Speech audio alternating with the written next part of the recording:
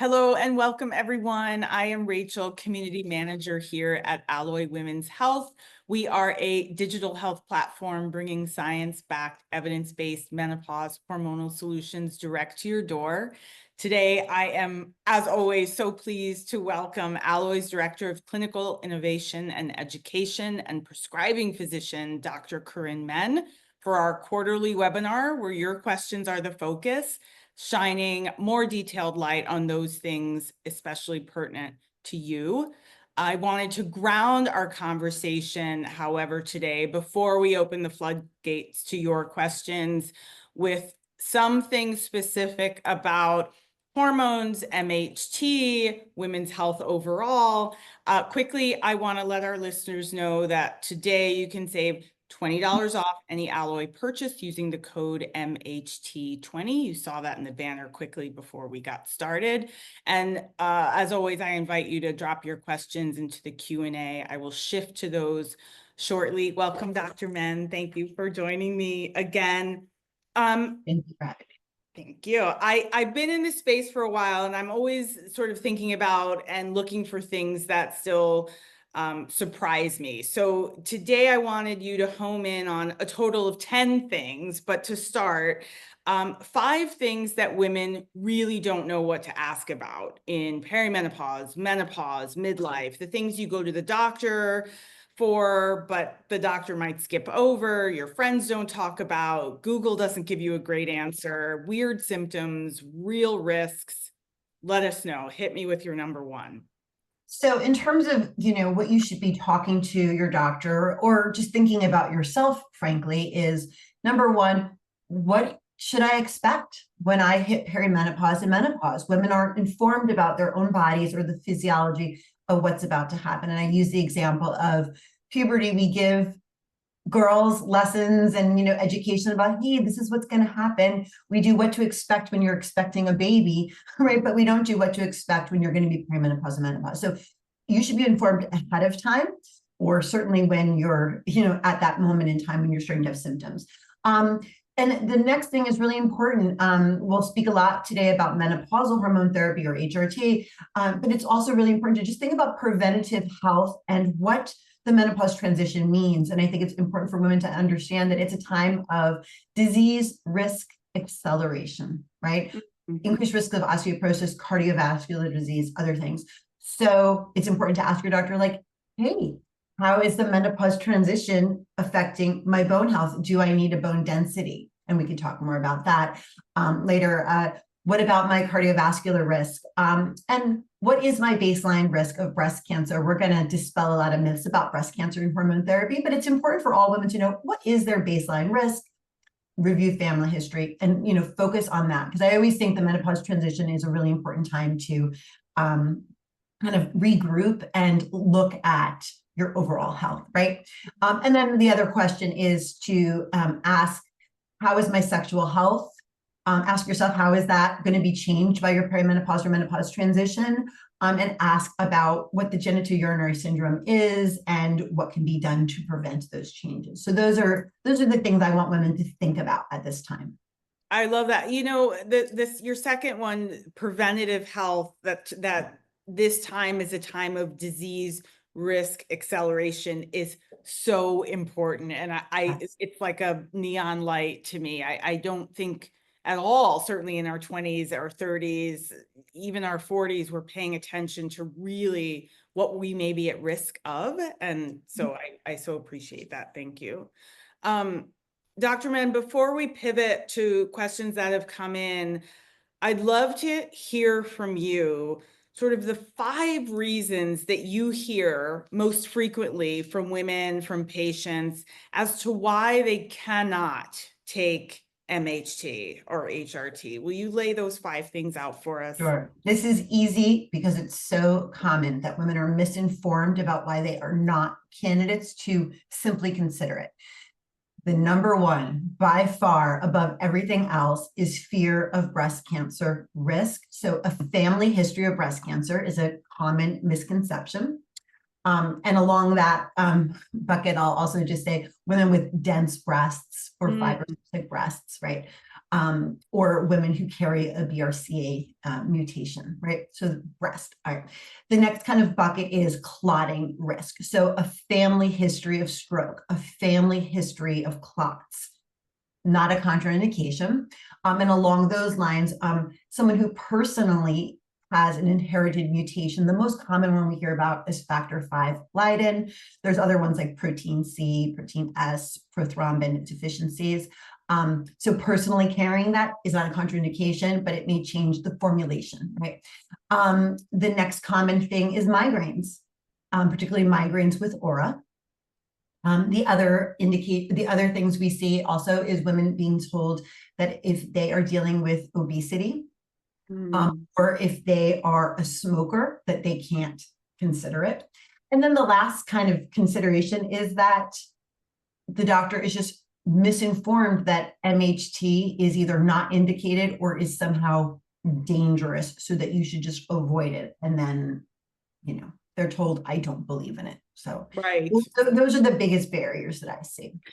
Dr. Menn, you mentioned something just now about formulations as it relates to at least 3 of these things. It's probably all of these things, but can you hone in on that a little and let us know which formulation is okay, which is not okay, given any of these conditions? So I think just kind of defining what MHT is, and that kind of will lead us into the formulation. So menopausal hormone therapy, often called hormone replacement therapy, HRT, here at Alloy and, following evidence-based guidelines, is we recommend FDA-approved hormone therapy options. These are well-studied, safe medications. And for systemic estrogen, so when we talk about menopausal hormone therapy, we're thinking of estrogen as the primary hormone. And then if you have a uterus, you must also take some form of a progesterone. And so that's what we're referring to when we refer to MHT. So the estrogen and progesterone comes in different formulations, right? So for the estrogen, we've got transdermal. So those are formulations that go through your skin. I have examples of them here because I love a demonstration. Yes, we love it. Formulations, this is transdermal. This is the Eva Mist spray. So this is something that is sprayed on your arm in 1, 2, or 3 sprays. We have gels. It's like a little gel that goes on your inner thigh daily. Or many women are very, familiar with the patch. So this is a small estrogen patch that's applied, twice a week. And then there's also oral estrogen tablets, right? So those are formulations. And in general, and this is just a general, kind of recommendation, that transdermal systemic estrogen is preferred for certain individuals, particularly women who are at a higher risk of having a blood clot, or someone who is, over the age of 60 or more than 10 years from their period, where they may have more, risk of underlying cardiovascular risk. So in general, and then also women who have migraines, migraines with aura, or any inherited clotting risk factor, like a factor V Leiden, would tend to recommend a transdermal. But for the vast majority of women, particularly women who are newer to menopause, oral estradiol is super safe, really effective, and is and often a more economical. It's like a little bit lower cost. So that's also a great option. And then for progesterone, most of the women are started on an oral, FDA-approved oral progesterone that's taken at night. And that has the benefit of helping you with sleep a little bit as well. But for some women just don't tolerate oral progesterone. They've got some side effects to it. Most people tolerate it well and actually love their oral progesterone. But if you don't, we have other forms of it in synthetic versions, the synthetic progestin. And we've got a pill that has an estrogen with a synthetic progestin combined. So I think what's great about Alloy is that all of the doctors on here are really menopause experts, and they have unlimited messaging with patients. So you can really take the time to understand what's the best formulation for you. And if you start on something that's not working for you and you want to change it up, it's super easy to do that by just messaging your doctor. So you have very easy access for that, which is great. Terrific. Thank you so much, Dr. Menn. A question came in this morning. I just want to make sure I ask right before I pivot to what's coming in now. This person asks, my mom had breast cancer at 50. She's a survivor. I have dense breast tissue and I'm 51 years old. For the last several years, there have been a few areas being monitored. I cycle between diagnostic mammograms and screening because of insurance coverage. My screening only appointments, I always get called back in for ultrasound. I did find a practitioner that prescribes HRT, but the appointments are rushed. I don't feel heard, and because of mixed information out there, I'm wondering if it isn't right for me. Currently taking 100 milligrams of progesterone and 0.0375 transdermal estradiol 2 times a week. Thank you. Well, great question, and a very, very common question. Glad her mom is a breast cancer survivor.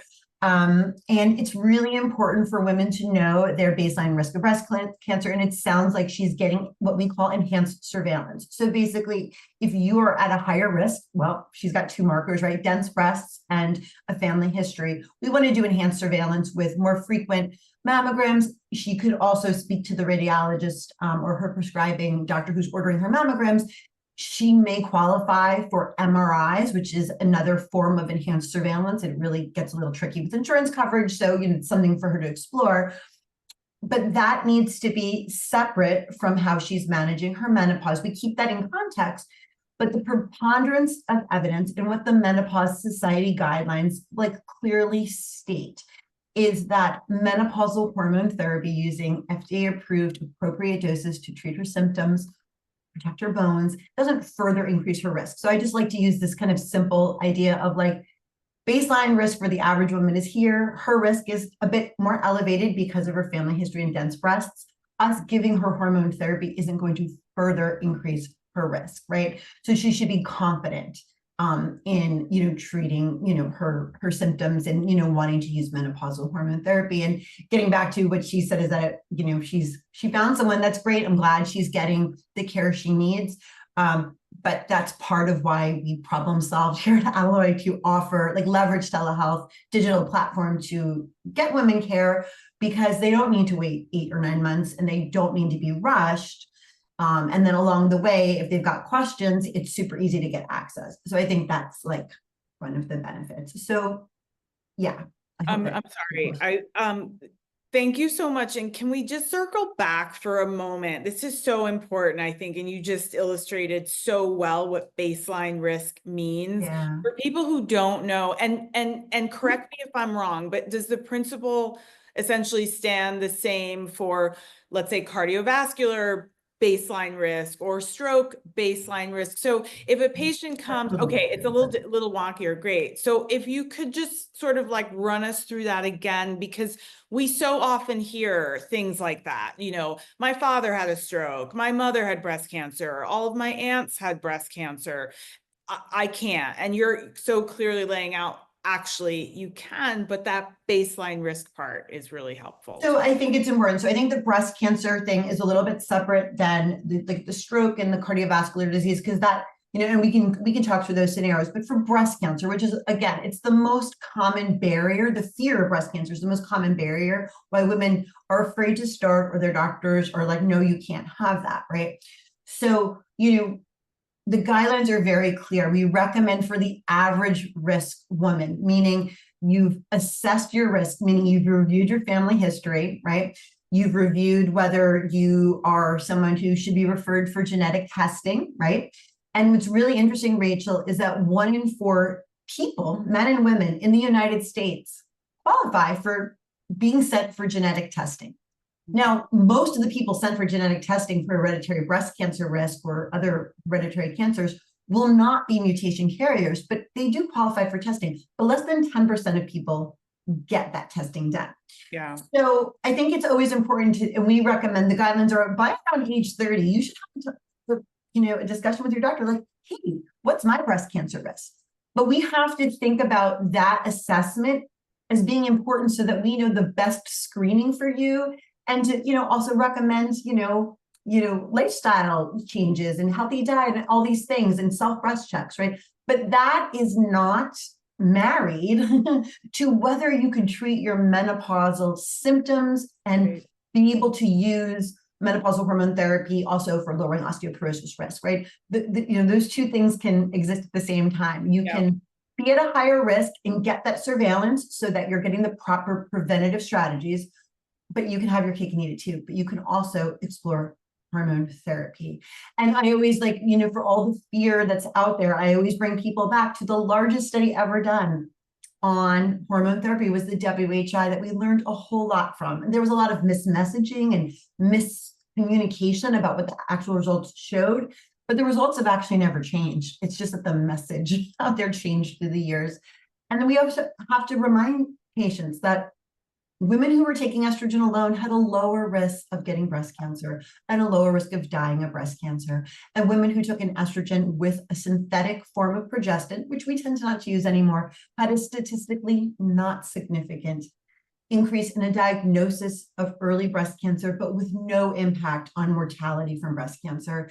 And subsequent observational studies and other data have told us that the progesterone forms that we use now and the formulations we use now appear to be likely even less risk than that and breast neutral, right? So I think that's just really important to come back down to. And then the last thing I will add here, which is I think really important and sometimes makes people realize like, oh, okay, for women who are at the most highest risk of getting breast cancer, those are people who carry the BRCA1 and 2 gene. They have up to an 80% risk in their lifetime of getting breast cancer. But we've got extremely clear practice guidelines that even those women, when we give them hormone therapy, because a lot of times they have their ovaries out early, when we give them hormone therapy, their risk of breast cancer isn't elevated. So even in these very high risk patients, we can do it. So that's why I use that as an example, because in the woman who is like, oh, my sister had it, or some aunt had it, or I have dense breasts, like we're giving hormone therapy to the highest risk women. Right. It's okay for you too.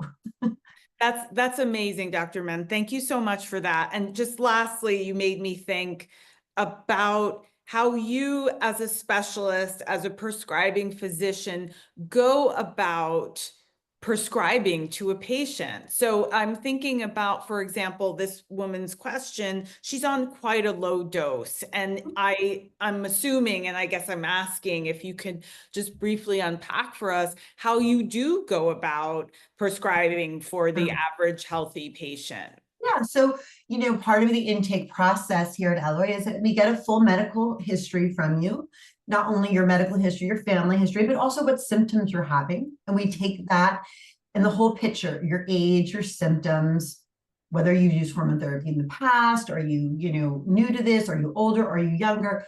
And, that's why expertise matters, right? And so we can take all that information and then, we start either with well, really, depending on that clinical picture, decides what is the best formulation and what's the best dose. The good thing is there are FDA-approved doses from low to high, and we can individualize the dose. And sometimes what we start with isn't what we stay with, right?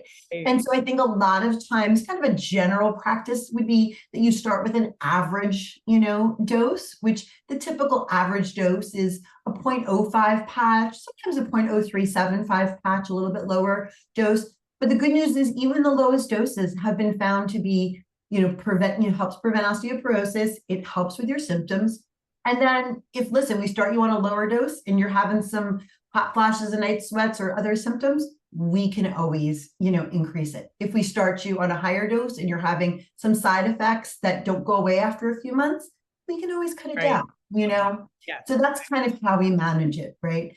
And then there are certain cases where I would purposely start a little bit higher, and certain cases where I purposely would start with the very lowest. But again, looking at the whole clinical picture. Terrific. Thank you. Okay. Turning to our first question, is it true that blood tests or hormone tests cannot really predict if you are in perimenopause since things can shift from day to day? Yes, that is absolutely true. Now, listen, many women might go to their primary care doctor or their OB-GYN and they're in perimenopause and they're still getting periods. They may be irregular, they may not be irregular, but they're having perimenopausal symptoms. And the doctor does a blood test and they tell them, your blood test is normal. Right. Your estrogen level is normal, or your FSH looks normal for perimenopause. So two things can exist at the same time.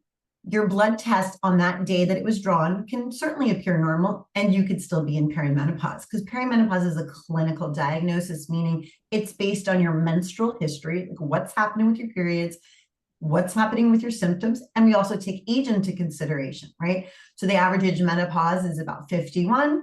We know it can range between about 46 to 56, like the normal range of, actually entering menopause. But perimenopause can precede those ages by 5 to 10 years, right? So, if I had a chart to show you, you would see that, like, if we looked at women's estrogen levels, progesterone levels, and FSH, which is the hormone that goes from your brain to your ovary, signaling to your ovary to, prepare to ovulate and produce an egg, an estrogen. If we charted those hormones over 3 months, and this has been done, many years ago, there was a landmark study that showed this, and subsequent studies and our understanding show us that literally the hormone levels are all over the map. And it literally looks like if I took I tell patients, it looks like I took a bunch of yarn strings, and it's like literally, it'd be like all over the place, like a roller coaster. Just throw yarn on the floor and look at all the lines. That's what it would look like. It's all over the map. And so one day can appear normal. The next day, your estrogen level could appear really low. And so, I don't shame women for asking for a blood test from their doctor, but we don't use that in the menopause study guidelines. Do not recommend that we use those levels to direct your care. The only time we would recommend a blood level to be done is if you had premature menopause, you were younger than the age of 40, because we would want to know what's going on here. Why have your periods stopped? If you're like 34 years old and suddenly you haven't gotten a period, you need to have a proper workup. But outside of that, it's very rare that we need to, track blood levels to diagnose you. And Dr. Menn, just getting back to those sort of like the 5 things women don't know to ask. Yeah. I do hear a lot, I know you do, from women about, well, I'm symptomatic. I think I'm symptomatic. What am I trying to get to? What are things that women might want to ask to be tested for that can mimic symptoms of perimenopause? Yeah, I mean, listen, this time of life, you should be seeing your doctor once a year, right? You're going to have your GYN check-in, your primary care doctor, right? And I think it's always important, if you're having like irregular bleeding, heavy bleeding, new symptoms, basic labs are, from your primary care doctor are certainly warranted. You always want to make sure your thyroid's in order, you don't have iron deficiency, anemia, right? Basic stuff, check a vitamin D level. Those are like common sense bloods that are done from a physical exam, particularly if you're having a new onset of really erratic or heavy bleeding or new onset of symptoms. But remember, 2 things can exist at the same time. You're approaching perimenopausal age, menopausal age, you're waking up in the middle of the night with hot flashes, on and off, a new onset of insomnia, anxiety, new joint aches and pains, these other things. Then, if it looks like a duck and it quacks like it's probably a duck. You can seek out treatment, and you could also, at the same time, you could start, treatment, and at the same time you could follow up with your, and make sure nothing else is going on, Thank you. Next question asks, started MHT February 1st using 100 milligrams of progesterone and estradiol 0.1% / 0.5 milligrams, starting again with heart flutters every morning. Any thoughts on this? I did have heart palpitations during perimenopause. This person is she's identifying herself as postmenopausal since 2023. And I'm sorry, you said the main symptoms since starting? Heart flutters have restarted, it sounds like, since she's been on MHT. So, I mean, listen, heart palpitations are a very common symptom, menopausal symptom, right? So untreated women who, sometimes those heart palpitations kind of precede your hot flashes, or Oprah Winfrey was famous on her menopause special of saying, like, she went to the ER multiple times with heart palpitations. In the end, it was her menopausal symptoms, right? So I would, and what I find is most women who have those symptoms that are menopause related and they're started on hormone therapy, generally goes away. Menopausal hormone therapy itself does not cause heart palpitations. If she's having heart palpitations, it's always important for her to follow up with her internal medicine doctor or her cardiologist to make sure there's not something else going on, like atrial fibrillation or underlying thyroid disorder or something else. if they predated her starting her hormone therapy, if she was having some of those, and if she's on a low dose, I'm not exactly sure of the dose she's on, the way you described it, the 100 milligrams of progesterone, but the estrogen part was a little unclear. Sometimes you need a little bit of a higher dose. Yeah. And then, because if you're starting on a very low dose, you might need a little bit more. And then also looking for like red flag signs, like shortness of breath or chest pain or worsening when you're exerting yourself, or, a dull ache in your back or your arms, something like that. You really need to, follow up with your Thank you. Thank you. This next question, if a woman is 67 and more than 10 years past her last menstrual cycle, should she take HRT? Is there a risk of increased heart disease if they are on HRT and 67 years old? So this is a great and Yeah, really common question, right? And so because of a lot of misinformation and a lack of education, there's a generation of women who were not offered hormone therapy. So when we have a woman who comes to us who is either more than 10 years from her last menstrual period, or like say over the age of 60 or 65, whichever comes later, we're going to look at them with a slightly different lens, right? So what would be the reason for someone to start menopausal hormone therapy who's out of that ideal window? And just quickly referencing this window of opportunity is, we know the data suggests that when we start menopausal hormone therapy within the first 10 years of entering menopause, it's the best bang for your buck, so to speak, in terms of prevention.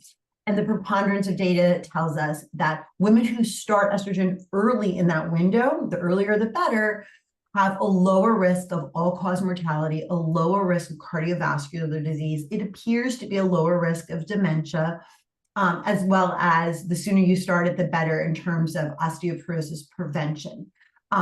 Of note, it's not FDA approved for the prevention of heart disease or the prevention of dementia, but we can accurately tell women that the data from the WHI, as well as subsequent data, suggests that starting it early does prevent that, okay?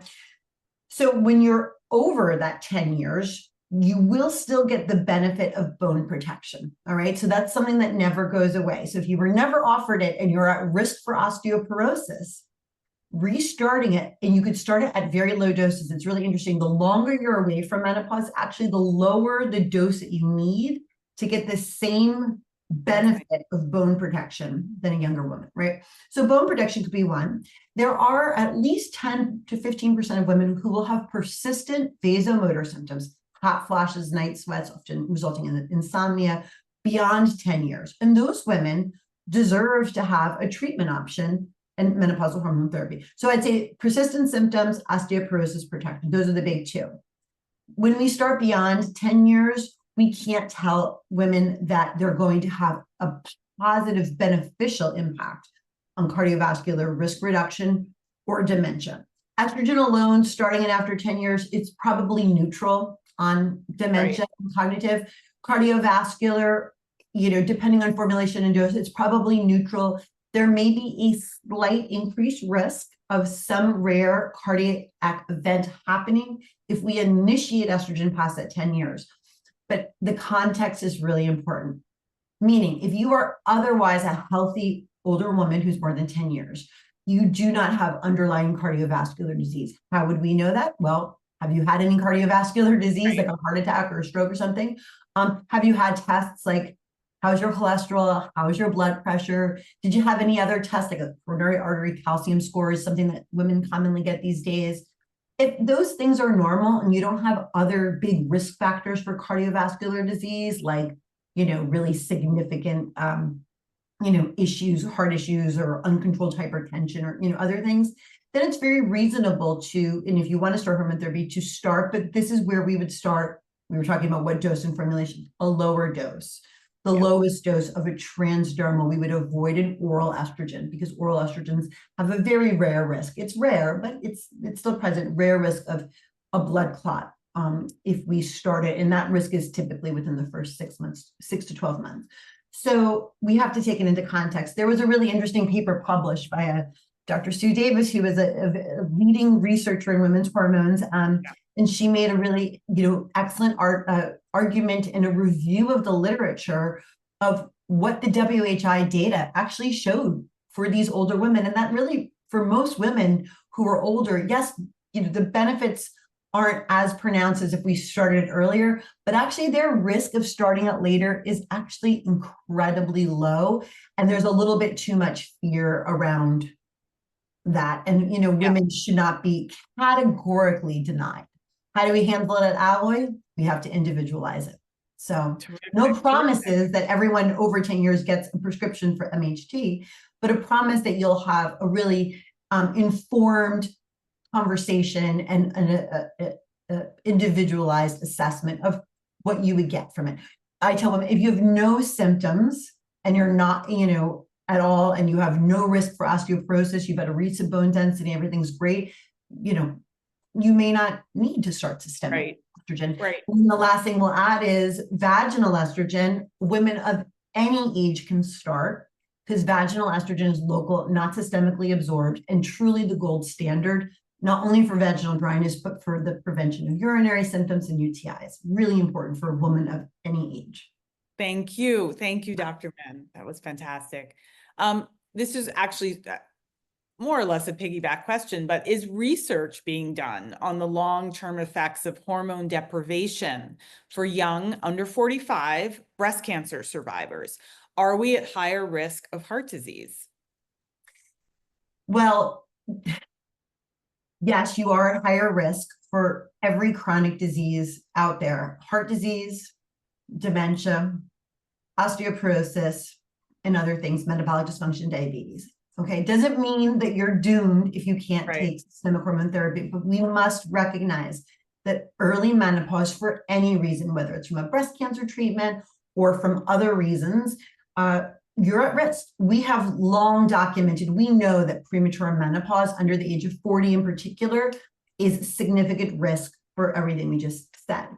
And yes, there is literature and research in the oncology world that demonstrates this. And it's kind of like, we know it. We know estrogen deprivation causes that's, whether it's from breast cancer treatments or not.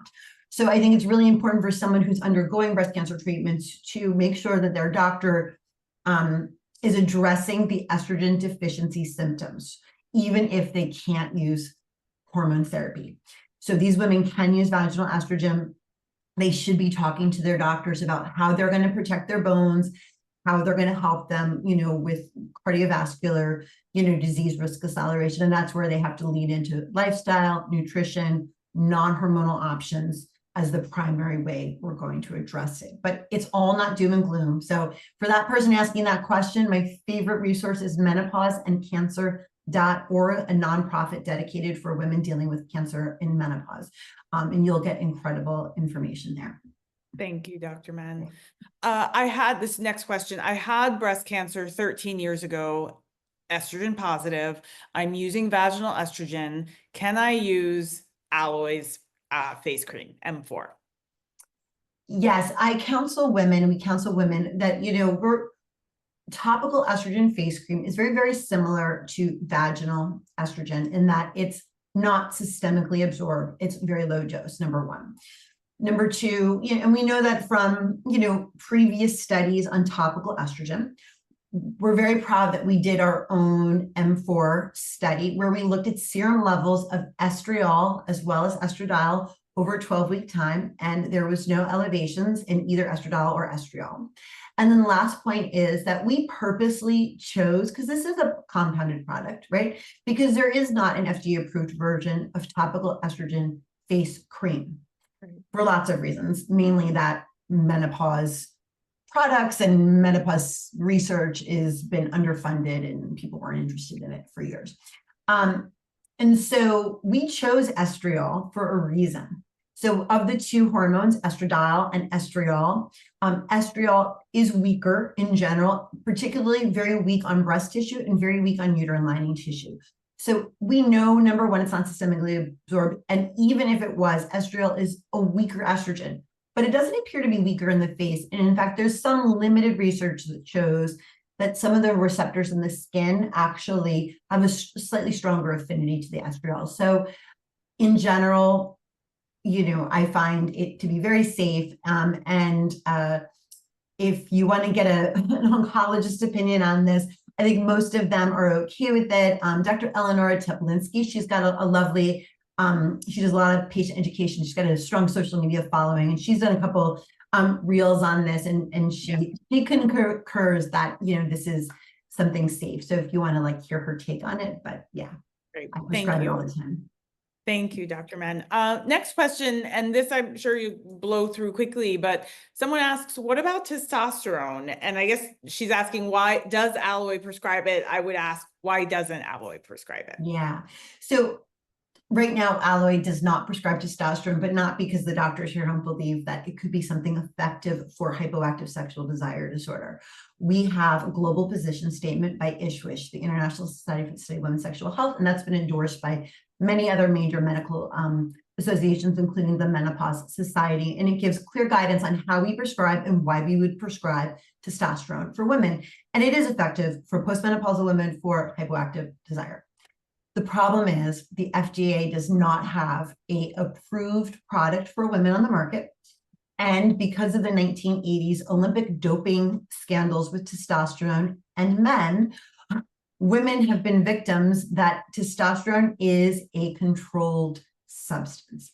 So controlled substances and the fact that it's not FDA approved make it extremely hard, almost impossible, to prescribe responsibly via telehealth, right? So it's something that perhaps in the future we'll be able to prescribe, right? But right now, it's not something we offer.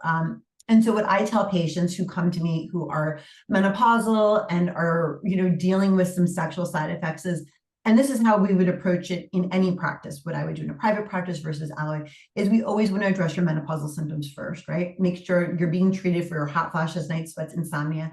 Make sure you're being treated for genitourinary syndrome of menopause so that you don't have vaginal dryness. You're improving the function of the vulva, the labia, the clitoris, the vagina. Get all of that in order. And sometimes once that's in order, then some of the sexual symptoms are better, right? And if you've done all of that and you've done the work with your partner and explored, all of the reasons why libido could be a factor for you, and you still need testosterone, that's where we'll give patients information, be like, here, this is the prescribing guidelines. We don't recommend pellets. We recommend a transdermal testosterone gel. And, maybe they can work with their primary care doctor to get that prescribed. And I'm always happy to give patients the prescribing guidance that they can share with their doctors. And it's something we're working on one of these days. I know it. Yes. We'll get it. We will get it. Thank you. Yeah. We need the FDA to remove the controlled substance label and to get an FDA approved product for women. That's what we're working on. We're lobbying them. We'll see. Excellent. We'll see. Next question. This is a great question as well. Can you talk about using estrogen to augment treatment for depression in perimenopause? Well, this is a great question. And we actually have very good clinical, research on the fact that women at the perimenopause transition in particular, even more so than women who are already in menopause, that perimenopause transition is a time of risk acceleration for mood disorders, including new onset of anxiety, new onset of depression. Why is that? Well, I always get back to the basics that estrogen as well as progesterone have profound impacts on your brain. You've got receptors for these hormones everywhere. As Dr. Lisa Muscani, a leading researcher, neuroscientist on women's brains and perimenopause and menopause, says, it's a master regulator of neurotransmitters in your brain, estrogen is, right? So we know that women in perimenopause with this erratic up and down fluctuations and unpredictability, it kind of lowers their threshold for anxiety and depression. And in fact, many, many women come to us with their number one perimenopausal symptoms saying, I'm not feeling myself anymore. Yep. I feel anxious. It's often accompanied by sleep disturbances as well. And then daytime fatigue, which then that itself lowers your threshold to deal with day-to-day stresses, right? And so recognizing that as a real menopause or perimenopausal symptom is really important, because some women have that without the hot flashes. They have that without the night sweats. And so they think, oh, it's not, and I'm still getting some periods. So they kind of gaslight themselves, and their doctors gaslight them too, saying, well, it can't be that. You're still getting periods. Well, it certainly can. And what the data shows is that giving back estrogen and progesterone in this transition time has been shown to decrease the risk that these women will have worsened anxiety or new onset of depression, and can really, really help. And sometimes it's not menopausal hormone therapy that helps. Sometimes it is the birth control pill that can help these women, because a lot of the symptoms, like the mood symptoms, comes from the erratic, crazy nature of what's coming out of your ovaries. So when we give a birth control pill, it quiets that all down and gives you an even dose every day. So we can use either option depending on your individual clinical case. And I just want to add this, and this is why this is something that all women should be informed of, getting back to the first question that we started off with. And it's not done in clinical practice, and it really should be. Women should be screened. If you have a history of postpartum depression, if you have a history of panic disorders in the past, if you have a history of PMDD, premenstrual dysphoric disorder, or any episode of major depressive disorder or other mental health challenge that you've been diagnosed with in the past, we have to inform these women before they get to perimenopause that, hey, when you get to perimenopause, you are at a much higher risk of having any of those things show up again or be exacerbated. You've been on your stable SSRIs for a while. Well, heads up, things could change and you might need some new management around this time. So just kind of being aware that this could be happening, right? But I don't know any woman who had postpartum depression or PMS whose doctor says, oh, watch out, in menopause, you're at risk. They're not informed, and then it hits them like a truck, right? So something to really be on the lookout for. But no, I mean, hormone therapy use in this time can profoundly improve symptoms. It's not the only answer, but it can be quite helpful. Dr. Menn, that was the most sort of beautiful kind of like arc from start to finish as to what kinds of things we should be thinking about, at the onset of perimenopause. And I would just add as well that I'm just so appreciative of all that you said, because for so many women, there isn't a marriage, if you will, to use your word, but sort of an understanding that the onset of perimenopause can show up as depression, moody blues, not feeling like myself, anxiety, and often for many women can start well early in their 40s, maybe even late 30s. And so there's absolutely sort of no connection to the possibility that this may be your first perimenopause symptom. So thank you for that. That was, and there's a lot of shame about it too. There's a lot of shame and stigma, and we have to recognize that the mid 40s, around this time, this transition time, is the time where there's peak incidence of suicide, of divorces, relationship breakdown. We have to be honest as a society and recognize that this is a time of vulnerability for women. And if they're just supported and informed that this is a possibility, then they can get the help that they need, but instead it's a time of, increased stress, whether it's from older parents, dealing with kids, dealing with partners, career challenges. A lot of that comes to the head around this time, and so if women aren't informed that, hey, look out for this, it's okay, it's not your fault. It's actually, it is your hormones, it is your body, it's not your fault. We can help. Thank you. Yeah. Next question. What about women with small fibroids? Can they use hormone replacement therapy? One OB said absolutely not. Another OB said since they are so small, yes, it is very confusing to navigate. Yeah. Fibroids are not a contraindication to menopausal hormone therapy. So we should separate out two. So perimenopausal women in particular, that's a time when often fibroids grow. Why? Because of hormonal fluctuations, right? So you could have had, some women struggle with fibroids their whole life.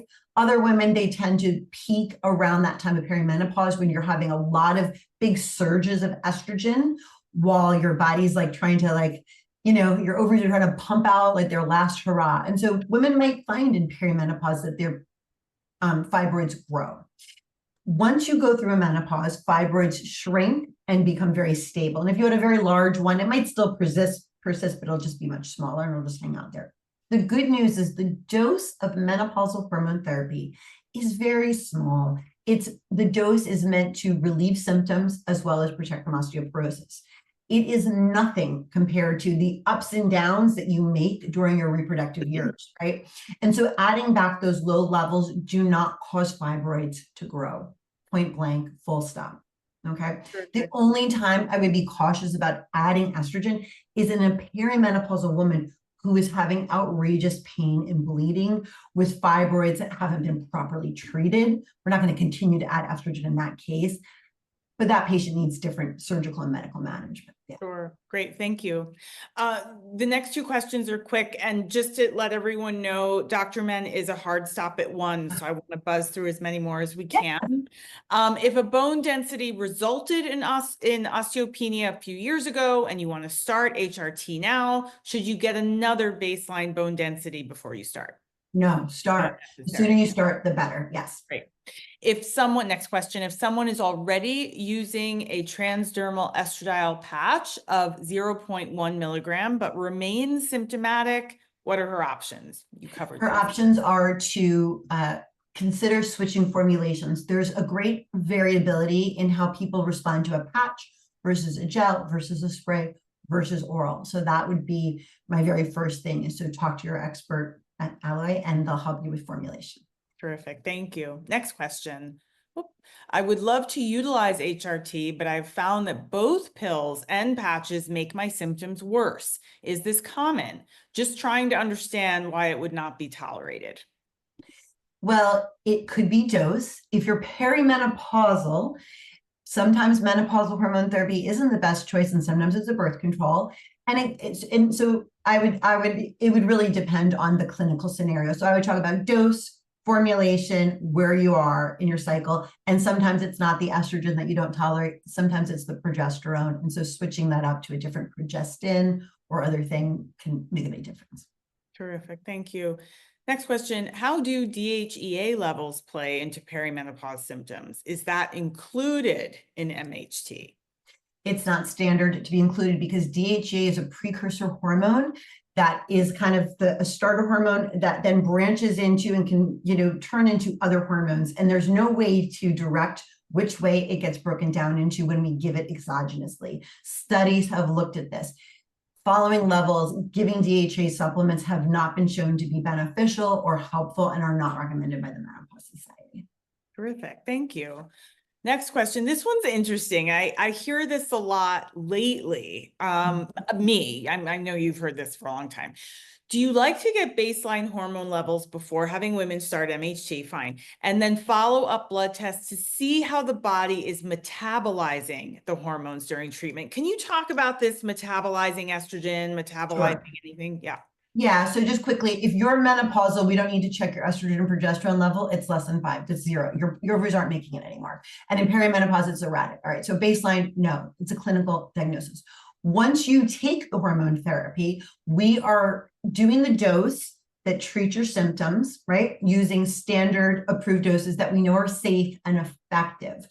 Metabolism is so complex. So what we give you by a pill or a patch, it needs to get absorbed through your body, broken down, delivered to the tissue. It needs to get to the receptor, and then that receptor responds to that.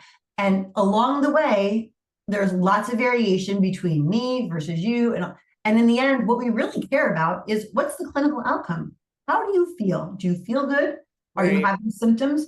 There are a lot of, in this menopause care vacuum, there's a lot of practitioners who try to sell patients something called the Dutch test or other similar things where they're looking at urine, saliva, metabolism breakdowns.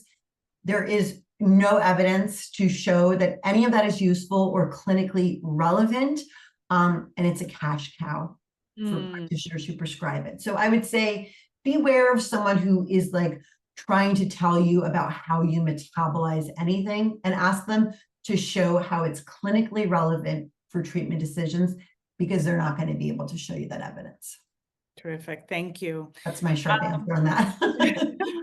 Thank you, Dr. Menn. I had HER2 positive breast cancer 18 years ago at age 43. After treatment, my periods never returned, and I have experienced a variety of menopausal symptoms since. Is MHT even an option for me? You spoke to this, but just quickly. Yeah, vaginal estrogen is always an option. On an individual basis, even breast cancer survivors can consider it. Currently, right now, we don't prescribe systemic hormone therapy to patients who've had invasive breast cancer because it's a more complex discussion. But if you want more information about that, you are my favorite resource is menopauseandcancer.org. And if you come to my link in bio on my Instagram, I've got a lot of resources for breast cancer survivors. And we can always help you with vaginal estrogen. Thank you. And I was going to remind everybody, if you're not following Dr. Menn already, you should. So for kind of this, particularly around the conversation of cancer, follow her. I am in menopause and healthy, 56 years old, have had Mirena for 4 years for progesterone and use a patch of 0.075. I don't have any spotting, but still tend to have joint pain, knees, back, etc. after working out. Also have hair thinning, so have been prescribed minoxidil, which helps. Could I increase my dosage and see if that also helps my body overall? Yeah, go ahead. Yeah, the joint pain in particular, we see often women, it's persistent. And also, not all joint pain is from menopause, right? But it's reasonable if you're on a 0.075 to bump it up to the higher dose and just see. And I often find that that's helpful. And then if it's not, we want to make sure that there's other things going on. Great, thank you. A couple more minutes. So sort of revisiting what you said earlier, but I do want to kind of highlight this question again for people. So based on this window, she says, is it better to start hormones during perimenopause when my symptoms are manageable, or wait until menses stop and I'm menopausal? I'm 48. Could you speak to that kind of stuff? Yeah. So in terms of the benefit, listen, we don't know exactly what is the best, most perfect time because we need more data on this. But the overall message is when you're in perimenopause, your body is still making estrogen, but in erratic, amounts, right? You should start treatment when your quality of life and your symptoms are bothering you, right? So if you're, you don't have to push through and hang on and wait for your periods to end in order to get treatment.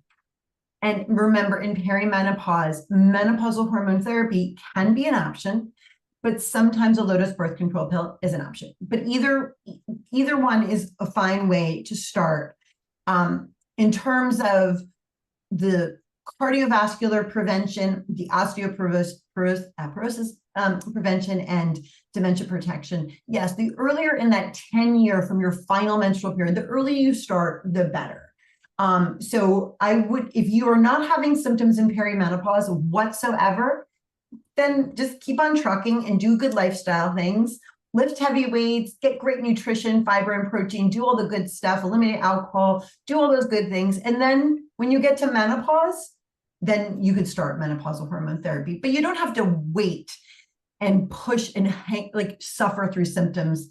You don't have to wait until your final menstrual period to start hormone therapy. Yeah, I appreciate that, the question and the answer, because I think there is still this sort of understanding that you don't start it until your periods have ended. And often I think women understood that as you don't start till you're 50, right? Yeah. And so we know that not to be true. And so thank you for that. Next question, is there a way to tell if you've reached menopause if you don't have a uterus?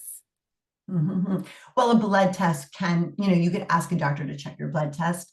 The average age of menopause is 51. If you've lost your uterus, but you've kept your ovaries, what studies have shown is that you will go through menopause, meaning your ovaries will stop functioning around 3 to 4 years earlier than if you had kept your uterus, because we don't know exactly why, but we think it's because when we remove the uterus, we cut off some blood vessels when we clamp off the uterus, and some of those blood vessels supply the ovaries, so can make the ovaries go into, menopause a little sooner. So when you don't have that telltale sign of, oh, I've lost my periods, you've got to be a little bit more in tune to other symptoms, right? And so, we would generally manage these patients based on symptoms. And if they wanted to, they could ask their doctor to get them an FSH and estradiol level, and that might also include them in. Great. Two more questions and then I'm going to let you go, Dr. Menn. Yeah. This one's really important that everybody understand.